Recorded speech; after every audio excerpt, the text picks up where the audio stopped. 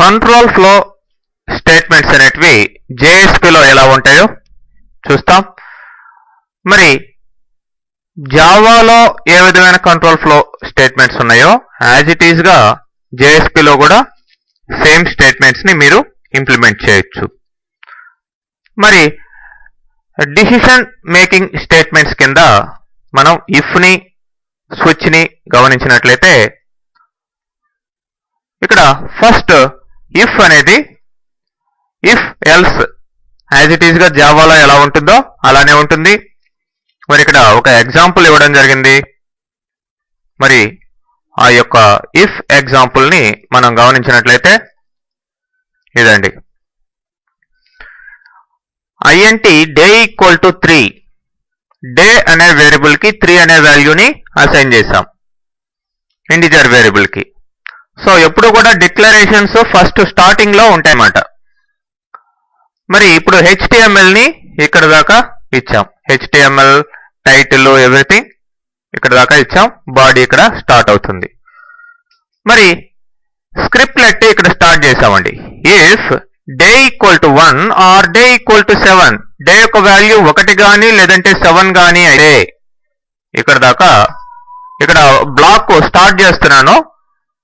మరి ఇక్కడ బ్లాక్ ని ఈ యొక్క స్క్రిప్ట్లెట్ ని ఎందుకు క్లోజ్ చేసాము అంటే నెక్స్ట్ కమింగ్ స్టేట్మెంట్ వచ్చేసి మీకు HTML స్టేట్మెంట్ అన్నమాట.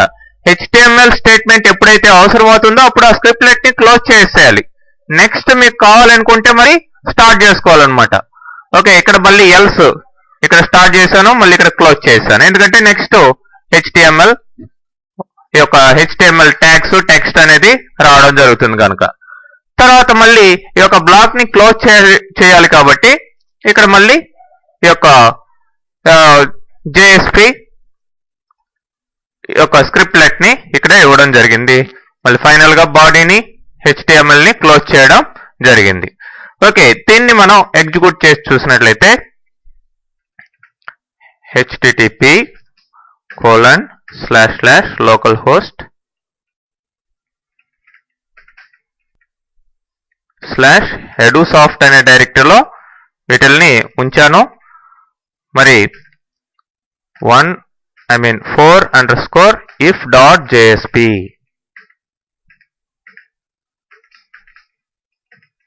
కాపీ చేసుకోండి. వన్స్ మీ యొక్క సర్వర్ రికగ్నైజ్ చేయనట్లయితే మళ్ళీ పేస్ట్ చేసి ఎంటర్ ప్రెస్ చేయండి. Today is not weekend. So ఇక్కడ ఇచ్చిన కండిషన్ ప్రకారం ఈ యొక్క డే యొక్క వాల్యూ 3 ఉంది. ఫస్ట్ ఇఫ్ లో మనకి ఏం డెసిషన్ డే ఈక్వల్ టు 1 కానీ 7 కానీ అయితేనే టుడే ఈజ్ వీకెండ్ అని ప్రింట్ అవుతుంది, లేదంటే ఈ మెసేజ్ ప్రింట్ కావడం జరుగుతుంది. ఓకే, మరి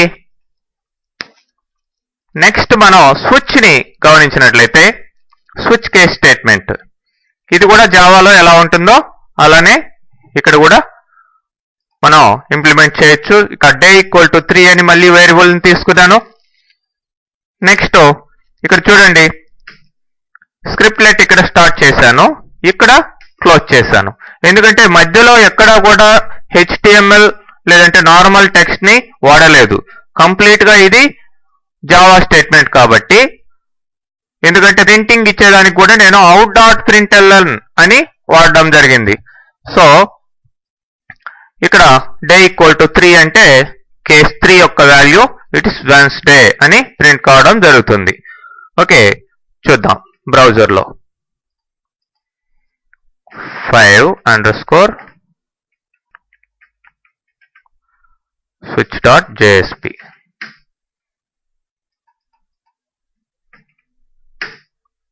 ఓకే, ఇట్లా అట్లానే మనకి ఫర్ వైల్ డూ వైల్ లాంటి స్టేట్మెంట్స్ ఉన్నాయి.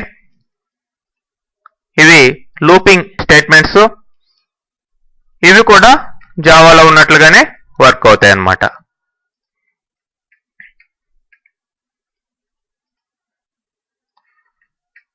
మరి ఫర్ ని గమనించినట్లయితే చూడండి, ఫాంట్ సైజ్ అనే ఒక వేరియబుల్ తీసుకున్నాను, దాని యొక్క ఇనిషియల్ వాల్యూ 1 ఇచ్చాను ఫర్ ఇక్కడ స్టార్ట్ చేసి, and font size not equal to less than or equal to 3 అంటే 1 నుంచి 3 వరకు ఈ యొక్క ఫాంట్ సైజ్ వాల్యూ ఇంక్రిమెంట్ అవుతూ ఉంటుంది.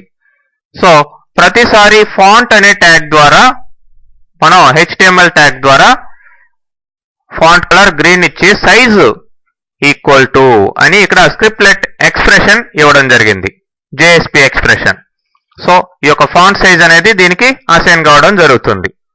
ఓకే, ఎప్పుడైతే మనకి ఈ యొక్క HTML ట్యాగ్ లోపల మనకి అవసరమైందో ఎక్స్ప్రెషన్ JSP ఎక్స్ప్రెషన్, ఇప్పుడు మళ్ళీ JSP ఎక్స్ప్రెషన్ ఇక్కడ క్లియర్ గా మనం ఇచ్చాం.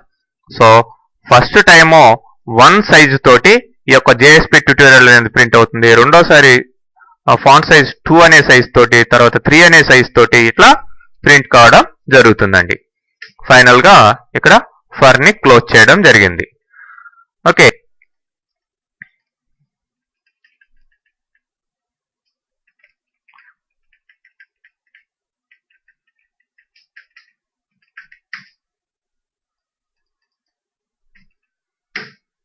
చూడండి 3 టైమ్స్ 3 సైజెస్ తోటి గ్రీన్ కలర్ తోటి ప్రింట్ కావడం జరిగింది. నెక్స్ట్ ఇక మనకి డూ వైలు ఇవి కూడా అట్లానే వర్క్ అవుతాయి జావాలో లాగానే. ఇక్కడ కూడా ఫాంట్ సైజ్ ఇనిషియల్ వాల్యూ ఇక్కడ ఇచ్చాను 1 అని ఇవ్వడం జరిగింది. తర్వాత while font size less than or equal to 3 అని ఇచ్చాను. ఇక్కడ ఫాంట్ సైజ్ యొక్క వాల్యూ ఇంక్రిమెంట్ చేస్తున్నాను. ఈ మధ్యలో JSP ట్యూటోరియల్ అనేది ఇంతకు ముందు లాగానే ప్రింట్ అవుతుంది. ఓకే, చూడండి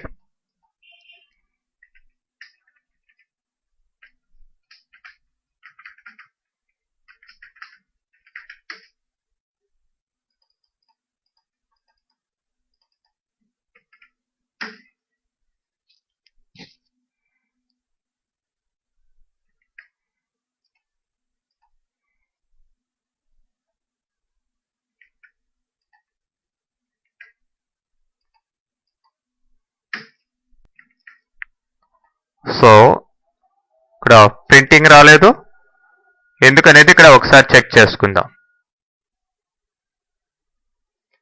size equal to okay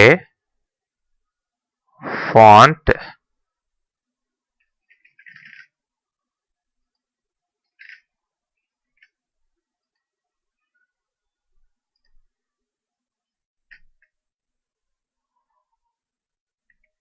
okay అట్లా 3 టైమ్స్ 3 సైజెస్ తోటి వచ్చిందనమాట.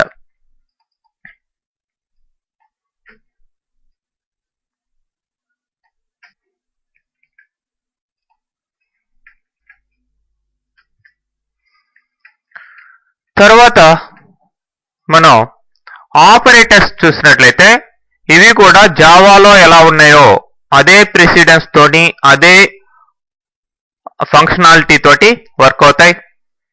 ఓకే, వాటిని యాజ్ ఇట్ ఈస్ గా ఇక్కడ అదే విధంగా మరి మీరు ఇంప్లిమెంట్ చేయొచ్చు.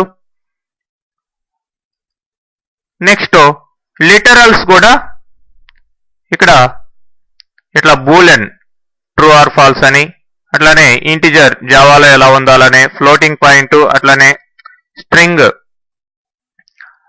With single and double quotes అని ఉన్నాయి.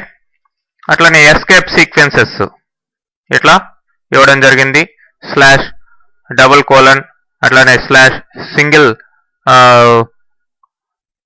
కొటేషన్స్ ఇట్లా ఈ యొక్క ఎస్కేప్ సీక్వెన్సెస్ స్లాష్ స్లాష్ అంటే ఇది స్లాష్ ఎస్కేప్ కావడం జరుగుతుంది. నల్ అంటే నల్ NULL.